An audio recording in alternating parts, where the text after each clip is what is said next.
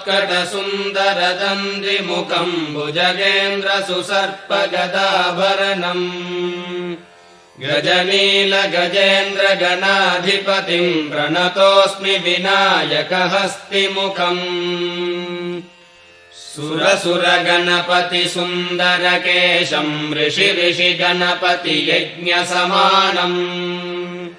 भव भव गणपति पद्मशरीरम् जय जय गणपति दिव्य नमस्ते गजमुखवक्त्रम् गिरिजापुत्रम् गणगुणमित्रम् गणपतिमीशप्रियम्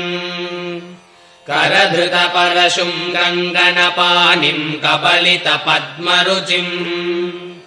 सुरपतिवन्द्यम् सुन्दरनृत्तम् सुरचितमणिमकुटम्